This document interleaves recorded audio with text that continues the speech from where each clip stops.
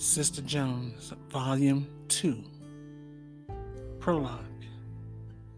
Denise always knew she was capable of doing more than one thing at a time. That was the way her mother had raised her. Whatever task was presented to her, she always found it in herself to rise to the occasion, and she credited God for this inner strength. She knew that without God, she would have collapsed under the pressure of being a single parent and a widow a long time ago. With the deaths of her parents and her beloved husband leaving her alone to raise her three children, she decided it was a good thing for her to stay busy. That way, her mind would not find the time to be idle and dwell on past things that she could not change. The sibling rivalry of her set of triplets, Matthew, Yvonne, and Yvette, kept her preoccupied, happy, and in stitches almost all of the time, but she still found that she needed to do more with herself.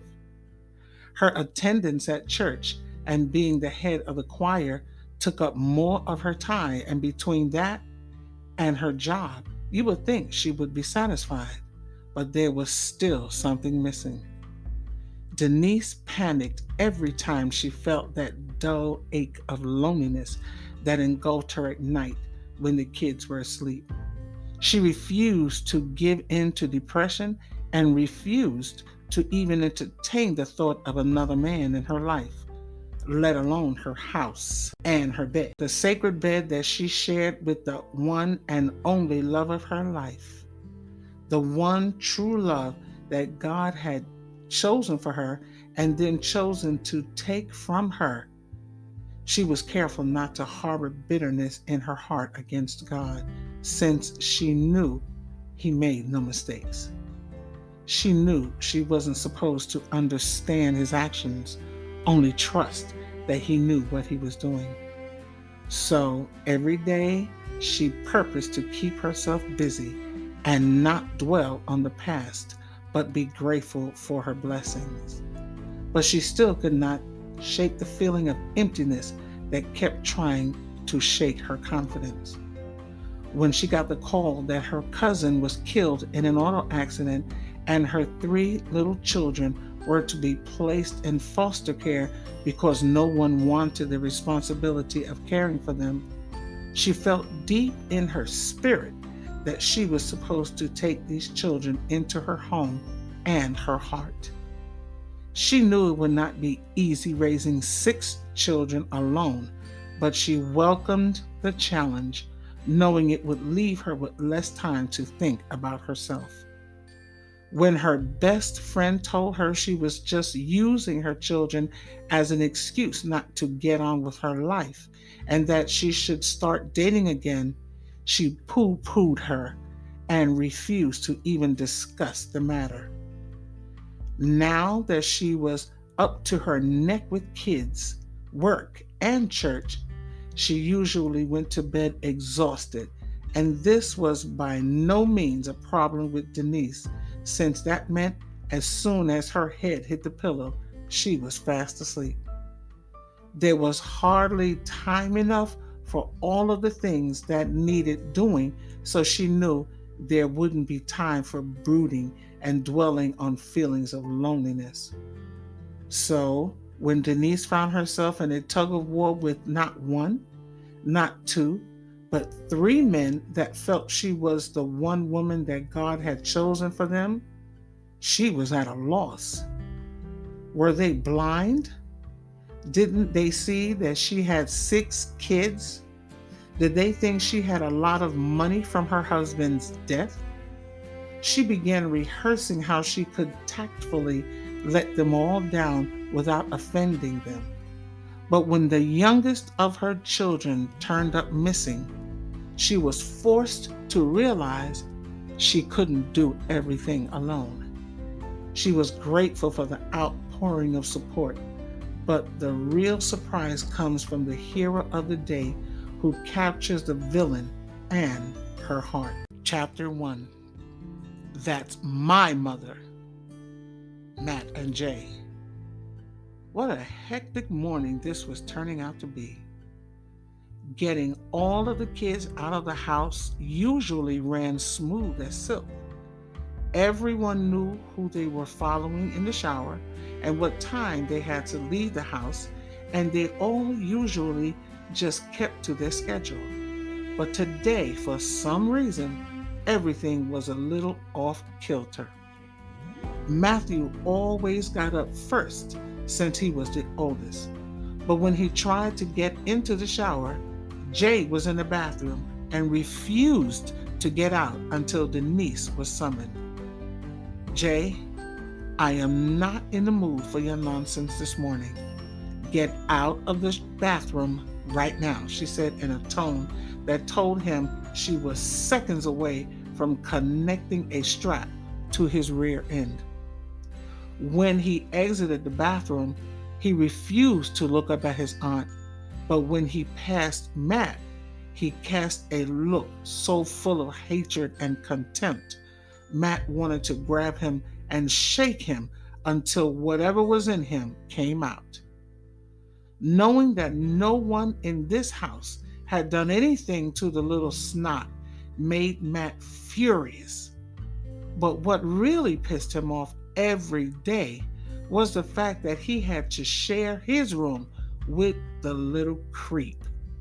Mom, you know he was just standing there to make me late, right? Matt said to his mother in an effort to prompt her to say more. Just go and take your shower. Leave him to me and the Lord, she said, as she squeezed her son's shoulder in an attempt to calm him down. She hated that Jay was making it so difficult for him and Matt to get along. She was hoping the two boys could form a bond in this sea of women that surrounded them. But Jay was holding on to his rebellion like a badge of honor and refused to let anyone get through. She knew she had to keep praying and ask God to give her more patience. She briefly wondered if counseling would be needed and decided not to totally dismiss the idea. Matt walked into the bathroom and, after shutting the door, just stood looking into the mirror.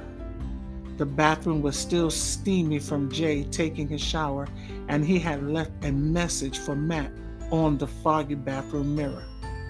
When Matt saw the profane message that his cousin had left for him, he was at first tempted to call his mother in to see what he had done.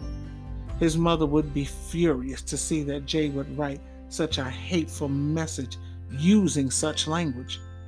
She would probably take a strap to him, which would make Matt and his sisters very happy.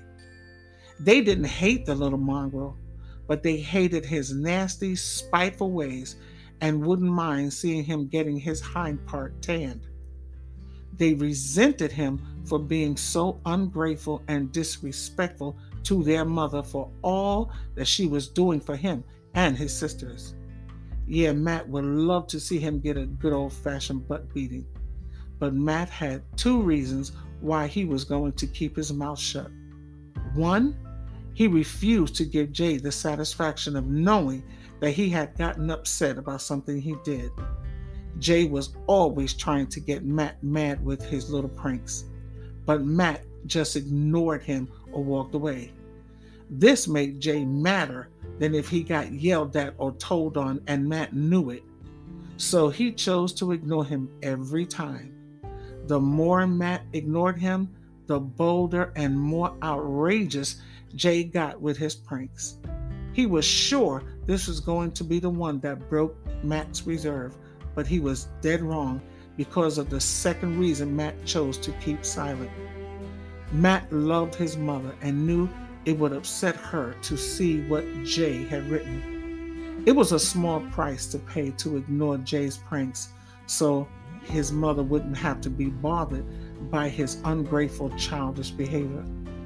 Matt knew the day would come when he would get even with Jay, so he just cleared off the mirror and turned on the shower. He would bide his time and wait for the day when sweet revenge would be his. And oh, what a sweet day that was going to be. The very thought of him getting even with Jay was so good that he began to feel good and even whistled a tune as he showered. Jay stood inside the door to his and Matt's room and waited for his Aunt Nisi to come yelling at him for the bad words he had written on the bathroom mirror for Matt. He knew Matt was going to finally get mad enough to tell his mother on him, and he waited expectantly for her to come barging into the room, demanding to know why he would write such an ugly thing. He had already decided he wouldn't answer her, making her even more furious. He knew she might even hit him a couple of times, but that was all right. He had been hit before. He hated his aunt. He hated his cousins. He hated his sisters. And he hated his life. He didn't even care if his aunt decided to put him away. So what? They were probably going to put him away eventually anyway, so he might as well speed up the inevitable, right? If there was one thing Jay knew, it was that no good thing ever happened to him. And if things seemed good for a while, you could be sure it was not going to be for long. So he refused to get suckered into thinking his life was ever going to be anything but one big, painful joke. He was never going to love anyone, trust anyone, respect anyone, or listen to anyone ever again.